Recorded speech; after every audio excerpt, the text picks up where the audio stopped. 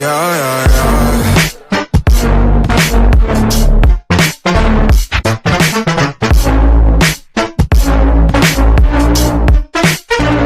तो welcome back to my channel. कल हमने नेशनल इनकम शुरू करा था, तो आज मैं नेशनल इनकम का सेकंड पार्ट लेके आया हूँ। ठीक है, तो शुरू करते हैं हम अपनी वीडियो। अब मैं शुरू करूंगा डोमेस्टिक इनकम। डोमेस्टिक इनकम को समझने से पहले सबसे पहले हमें ये याद होना चाहिए कि हमारी नेशनल इनकम क्या है। क्या था नेशनल इनकम? अगर हम दोनों डेफिनेशंस को कंपेयर करें तो नेशनल इनकम क्या था? National income is the sum total of factor income earned by normal resident during an accounting year. तो जब भी कोई नॉर्मल रेजिडेंट पैसा कमाता है, किस चीज का पैसा? Factor income. फैक्टर इनकम कौन कौन सी थी? Rent, wages, salaries, profit, compensation, interest, commission, profit. rent, wages, profit, interest. ठीक है, चार चीजें होती हैं बस। Compensation of employees, rent, interest and profit. ठीक है, ये चारों चीजों को ऐड करेंगे नॉर्मल रेजिडेंट द्वारा ड्यूरिंग एन अकाउंटिंग ईयर, उसको हम नेशनल इनकम बोलेंगे। अब बात करते हैं डोमेस्टिक इनकम। नेशनल इनकम का नाम क्या होता है? किसी को पता है नेशनल इनकम का नाम क्या होता है? नेशनल इनकम का नाम होता है NNP एट FC। क्या बोलते हैं इसे? NNP एट FC, मतलब national product at factor cost. ठीक है, अभी ये होता क्या है, फैक्टर कॉस्ट क्या होता है, मार्केट प्राइस क्या होता है, मार्केट वैल्यू क्या होता है, सब हम डिस्कस करेंगे अभी। ठीक है, लेकिन इसका नाम क्या होता है? NNP at FC। और डोमेस्टिक इनकम को हम क्या बोलते हैं? NDP at FC, net domestic product at FC। इस N का मतलब होता है नेशनल, नेट नेशनल प्रोडक्ट। इस N का मतलब क्या होता है? नेशनल। और इस D का मतलब क्या होता है? डोमेस्टिक। मतलब क्या हुआ इसका? जब हम यूज करते हैं NNP एट FC निकालो, हमें कैलकुलेशन यही आती है पेपर में। नेशनल इनकम निकालने की जगह लिखा होता है कैलकुलेट NNP एट FC, तो it means we have to calculate national income. तो जब ये लिखा होगा तो हम कैसे पहचानेंगे हमें नेशनल इनकम निकालनी है? जब यहाँ पे N लिखा होगा, तो N का मतलब क्या है? National income. और D का मतलब क्या है? Domestic income. समझ में आया? तो जब हम डोमेस्टिक इनकम पढ़ते हैं, डोमेस्टिक इनकम की डेफिनेशन पढ़ते हैं, देखो क्या है। Domestic income is the sum total of factor income. ये दोनों सेम है, अभी तक सेम है ना? यहाँ पे भी क्या था? Is the sum total of factor income, यहाँ पे भी क्या है? Is the sum total of factor income. लेकिन डिफरेंस क्या है? Generated within the domestic territory of a country. Domestic income कौन सी इनकम होती है? जो हमारे देश के अंदर ही कमाई जाती है। ठीक है, इधर ध्यान दो, जो हमारे देश के अंदर ही कमाई जाती है। नेशनल इनकम क्या है? नेशनल इनकम कहीं भी कमाई हो। इन दोनों में अगर हम डिफरेंस बोले क्या है, नेशनल इनकम में और डोमेस्टिक इनकम में? नेशनल इनकम कहीं पे भी कमाई हो, ठीक है, लेकिन किसके द्वारा कमाई हो? नॉर्मल रेजिडेंट के द्वारा। डोमेस्टिक इनकम क्या है? डोमेस्टिक इनकम कोई भी कमाए, लेकिन कहां पे कमाए? बाउंड्रीज के अंदर। बाउंड्रीज के अंदर। समझ आ रहा है डिफरेंस क्या होता है? National income is the sum total of factor income, मतलब फैक्टर इनकम होनी चाहिए कहीं पे भी कमाई हो, किसके द्वारा? नॉर्मल रेजिडेंट के द्वारा। तो मैं एक चीज लिख रहा हूं यहाँ पे, national income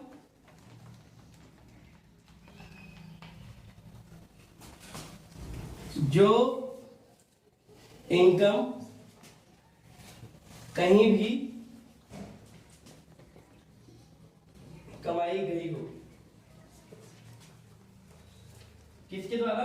by normal resident,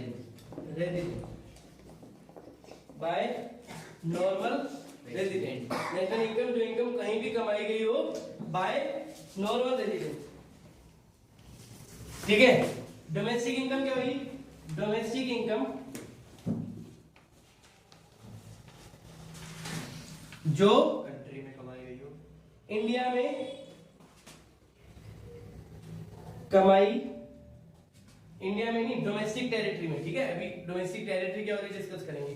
ठीक है, लेकिन मैंने लिखे यहाँ पे जो इंडिया में कमाई गई हो, कमाई गई हो किसके द्वारा? किसी भी द्वारा, मतलब नॉर्मल रेजिडेंट हो या फिर नॉन रेजिडेंट हो, कोई भी वो इनकम कमाएगा वो हमारी डोमेस्टिक इनकम बन जाएगी। डोमेस्टिक इनकम का मतलब समझ आ गया। अगर मैं बोलूं डोमेस्टिक इनकम को हमें नेशनल इनकम में कन्वर्ट करना है, डोमेस्टिक, इसको रब कर दूं,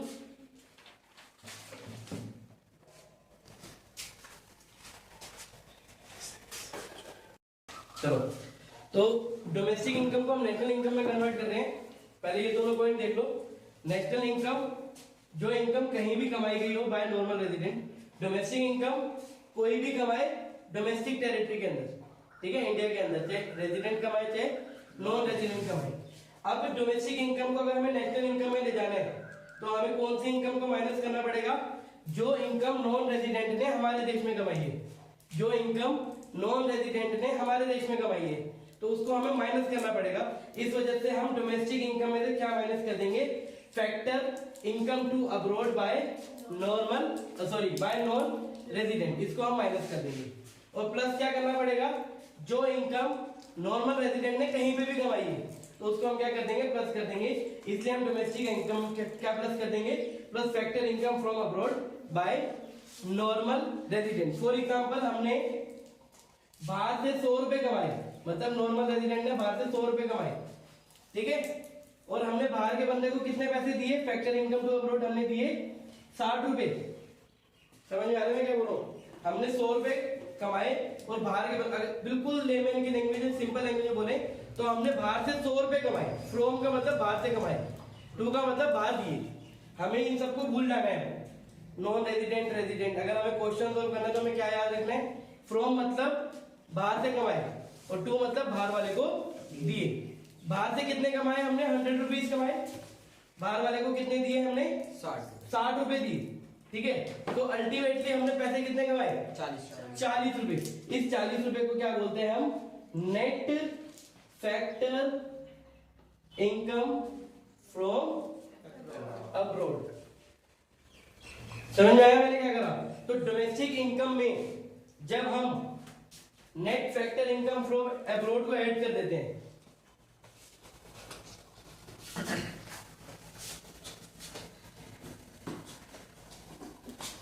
डोमेस्टिक इनकम में जब हम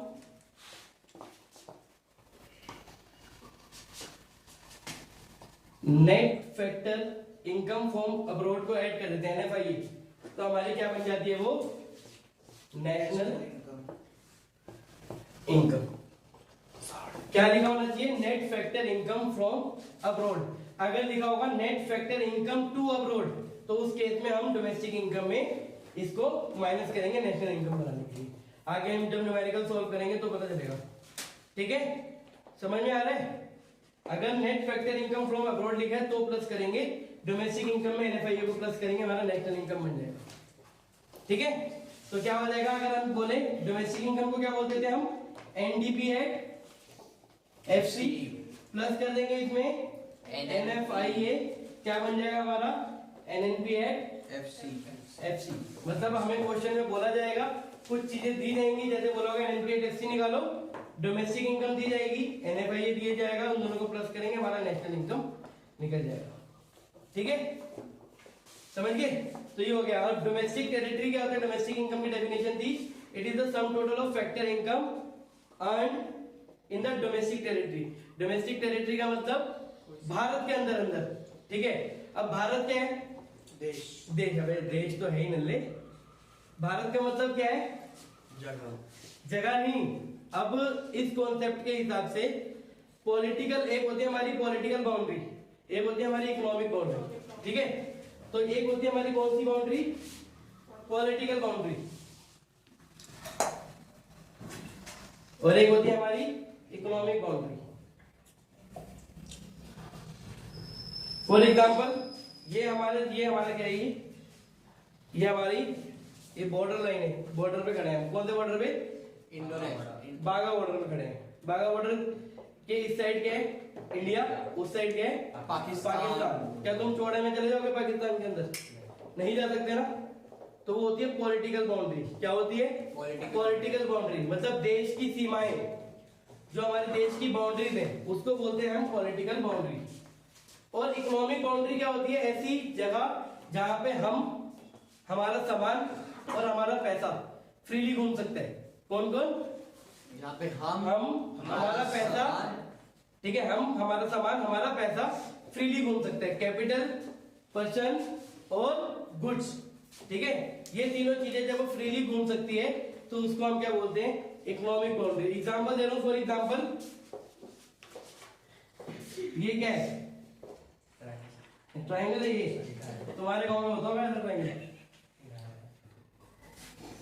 ये क्या है, घर, किसका घर, ऋषभ का, हमारा घर है, इसको हम बोलेंगे इंडिया, क्या बोलेंगे, इंडिया। यहाँ पे इंडिया में क्या है, बाघा बॉर्डर, बाघा बॉर्डर की बात नहीं करेंगे हम, ठीक है। अब यहाँ पे एक बंदा रहता है जिसका नाम है सलमान खान, क्या नाम है, सलमान खान। सलमान खान के कंधे पे एक लड़की बैठी हुई है जिसका नाम क्या है, मुन्नी। सलमान खान को मुन्नी को पाकिस्तान छोड़ना था, याद है, मूवी देखी है ना। अब सलमान खान ने मुन्नी को बिठाया, लेके जा रहे हैं, ठीक है। जब लेके गया वो, तो उसे ध्यान में आया क्यों ना मैं इसे पाकिस्तान की एम्बेसी में छोड़ दूं, ये तो सोचा था उसने। तो वो यहाँ पे गया पाकिस्तान की एम्बेसी में,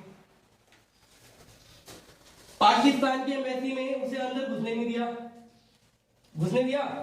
नहीं घुसने दिया, ठीक है। तो मतलब कोई भी फॉरेन एम्बेसी अगर इंडिया में लोकेटेड है, कोई भी फॉरेन एम्बेसी अगर इंडिया में लोकेटेड है, तो इंडिया का रेजिडेंट वहां पे फ्रीली मूव नहीं कर सकता, ऐसे नहीं जा सकता। तो इसका मतलब वो हमारे देश की इकोनॉमिक बाउंड्री के अंदर नहीं आएगा और वो हमारा डोमेस्टिक टेरिटरी के बाहर हो जाएगा। समझ में आ गया मैं क्या बोल रहा हूँ, फॉरेन लैंड, हाँ, तो वो फॉरेन लैंड मानी जाएगी, हमारे देश की लैंड जमीन नहीं मानी जाएगी। तो मतलब फॉरेन एम्बेसी के अंदर हम फ्रीली मूव नहीं कर सकते, इस वजह से वो हमारी डोमेस्टिक इनकम का पार्ट नहीं बन पाती।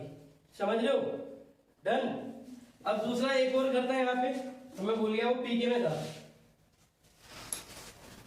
था ना, पीके मूवी देखिए, पीके मूवी में सुशांत सिंह राजपूत था, वो एक जगह बार बार फोन करता रहता था ना, अबे सुशांत सिंह राजपूत था, सरफराज धोखा नहीं देगा, ठीक है। तो वो बार बार फोन करता रहता था, कहां पे करता था, पाकिस्तान एम्बेसी में।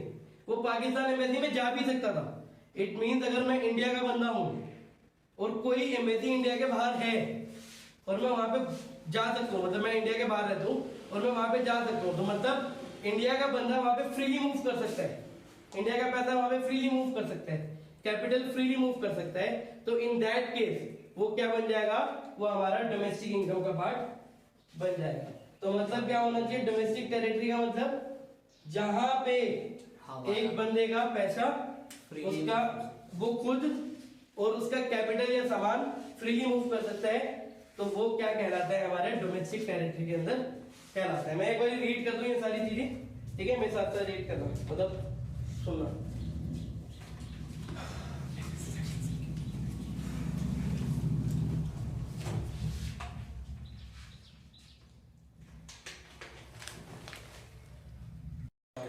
चलो मैं रीड कर रहा हूं, देखो ध्यान दो।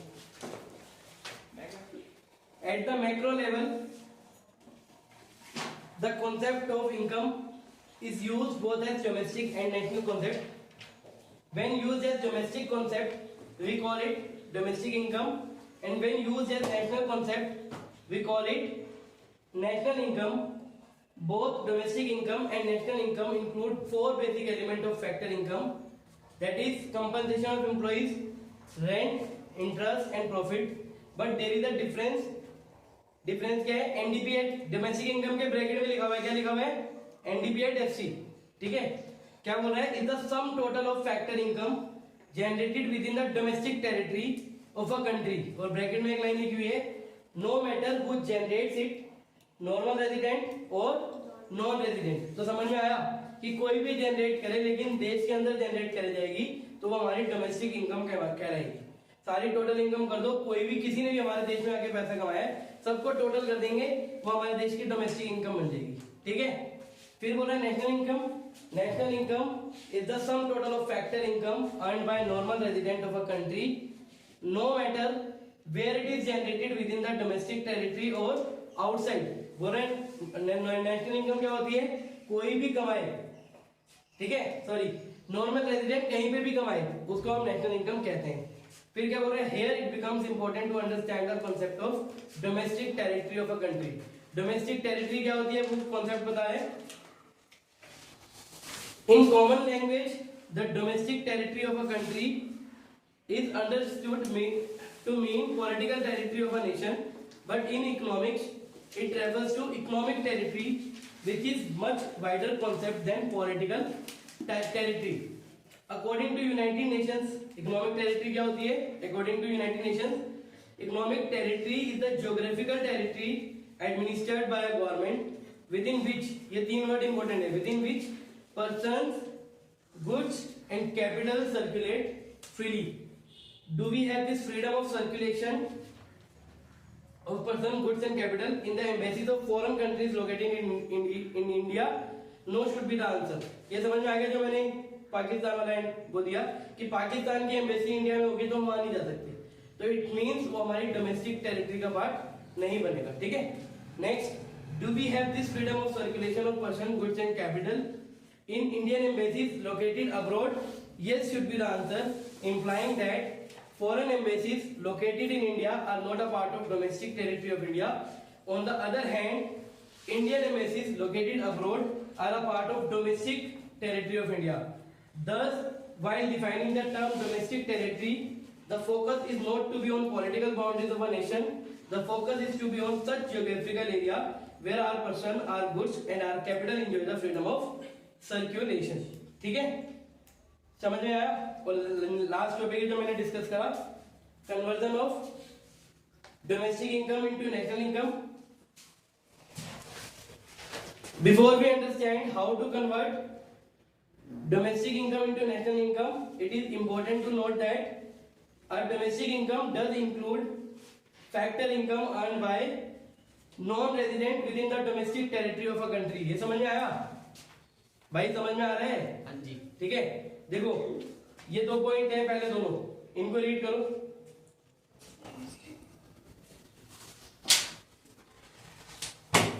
तो ये अगर किसी एक बंदे की इनकम डोमेस्टिक इनकम भी हो सकती है और नेशनल इनकम भी हो सकती है. ऐसे कैसे हो सकती है? क्योंकि अगर कोई बंदा है, ठीक है, वो इंडिया में कमा रहा है और इंडिया में कमा रहा है इसलिए डोमेस्टिक इनकम है. और तो चलो तो पढ़ लिया तुम लोगों ने. देखो क्या बोल रहे हो, our domestic income does include factor income earned by non-resident within the domestic territory of country. यही मैंने बोला था. डोमेस्टिक इनकम में क्या होता है, कोई भी बंदा पैसा कमाए लेकिन हमारे देश में कमाना चाहिए, चाहे नॉन रेजिडेंट भी कमा रहा है हमारे देश में कमा रहा है. ठीक है. फिर बोल रहा है हमारा our domestic income does not include factor income earned by our resident from domestic territories of other country. ठीक है. तो ये कौन सा पैसा है कि हमारे नॉर्मल रेजिडेंट ने बाहर जाके पैसा जो कमाया वो वाली इनकम इसमें इंक्लूड नहीं होती है. तो हम दोनों को एडजस्ट कर देंगे और हमारी नेशनल इनकम बन जाएगी. मैंने बता रखा है एन प्लस माइनस. तो एक क्वेश्चन में डिस्कस कर रहा हूं. ठीक है.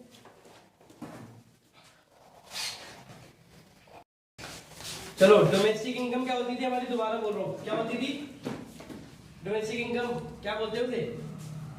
NDP at FC. NDP at FC. National income NNP at FC. ये जो D है इससे N पे जाना है. ठीक है, मतलब डोमेस्टिक से नेशनल पे जाना है. जब डोमेस्टिक से नेशनल पे जाना है तो हमें क्या प्लस करना पड़ता है? क्या प्लस करना पड़ता है? NFIA, net factor income from abroad. अब ये इलस्ट्रेशन दे रखी है. इलस्ट्रेशन में कितना है नेशनल इनकम? 5400. NFIA 400. अब हमें बोला है कि डोमेस्टिक इनकम निकालो. निकल जाएगी डोमेस्टिक इनकम. कैसे?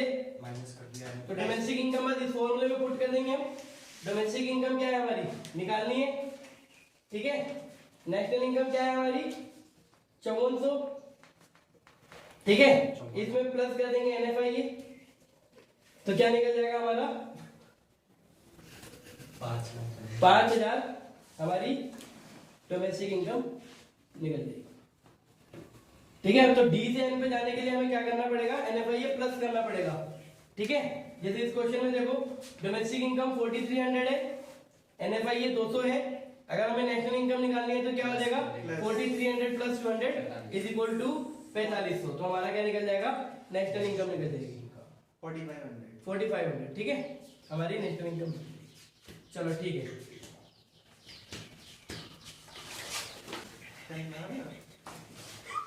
सारे ज्यादा एडिटिंग करवाएंगे।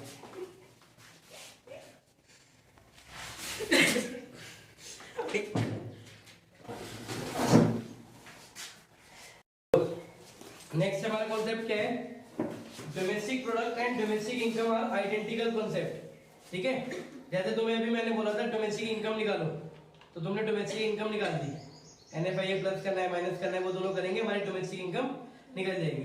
अगर लिखे डोमेस्टिक प्रोडक्ट निकालो तो क्या करेंगे हम, तब भी सेम चीज करेंगे। Domestic income and domestic product एक ही बात होती है। अगर कभी बोले GDP निकालो, ग्रॉस डोमेस्टिक प्रोडक्ट या ग्रॉस डोमेस्टिक इनकम, दोनों एक ही बात होती है। तभी क्या बोल रहे हैं, domestic product and domestic income are identical concept. और क्या लिखा है, domestic income is equal to domestic product. तो domestic income is equal to domestic product, ये दोनों एक ही बात है। क्यों ऐसा क्यों है, rent plus interest plus profit plus जो भी वेजेस वगैरह करा हमने, इससे हमारा क्या निकलेगा, डोमेस्टिक इनकम निकलेगी। ठीक है, डोमेस्टिक इनकम डोमेस्टिक प्रोडक्ट के इक्वल कैसे हो जाती है, तो जो हमने सर्कुलर फ्लो पढ़ा था ना, सर्कुलर फ्लो, उसमें सबसे पहला फेज क्या होता था, यहाँ पे प्रोड्यूसर क्या करता था, प्रोड्यूसर प्रोडक्शन करता था। प्रोडक्शन करने के बाद गुड्स को सेल करता था, याद है ना, प्रोड्यूसर ने प्रोडक्शन करी, उसके बाद गुड्स को सेल करा। गुड्स को सेल करके हाउस होल्ड सेक्टर ने उसे क्या दिया,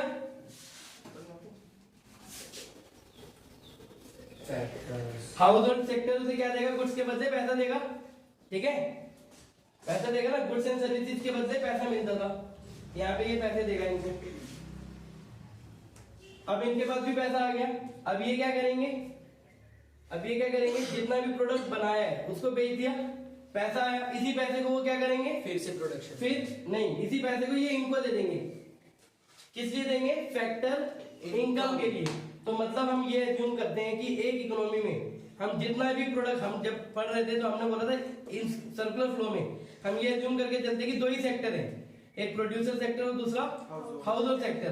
तो हम ये एज्यूम कर रहे हैं कि एक इकोनॉमी में जितना भी प्रोडक्शन होता है वो कुछ सारा का सारा बिक जाता है और हाउस होल्ड सेक्टर उन्हें पैसे वापस कर देते हैं। तो जितनी भी प्रोडक्शन है वो अल्टीमेटली किस में कन्वर्ट हो जाती है, फैक्टर इनकम में कन्वर्ट हो जाती है। ये पैसा इन्होंने यहाँ दिया और ये फैक्टर इनकम वापस हाउस होल्ड सेक्टर के पास चला जाएगा। ठीक है, इसी वजह से domestic income is equal to domestic product. जो भी हम प्रोडक्शन कर रहे हैं उसको हम क्या करेंगे, बेच देंगे और उसके ऊपर जो भी इनकम कमाएंगे उसकी हम फैक्टर इनकम दे देंगे। इसीलिए क्या होता है, जो भी बनाया वो बेच दिया, इसी वजह से हम क्या बोलते हैं, domestic income is equal to domestic product. ठीक है, तो ये है हमारा कॉन्सेप्ट। कभी भी हमें क्वेश्चन में बोला है डोमेस्टिक प्रोडक्ट निकालो या डोमेस्टिक इनकम निकालो, एक ही बात है, वहां पे कभी भी प्रोडक्ट लिखा हुआ नहीं आता है। क्या लिखा हुआ आता है, नेशनल इनकम निकालो, नेशनल डोमेस्टिक इनकम निकालो। लेकिन किसी क्वेश्चन में वो कंफ्यूज करने के लिए क्या बोल देते हैं, प्रोडक्ट निकालो। हाय तो मत करने लग जाना। ठीक है, क्या है, domestic income is equal to domestic product. GDP या ग्रोस डोमेस्टिक इनकम एक ही बात है। NNP नेट नेशनल प्रोडक्ट या NNI नेट नेशनल इनकम, दोनों एक ही बात है। ठीक है, चलो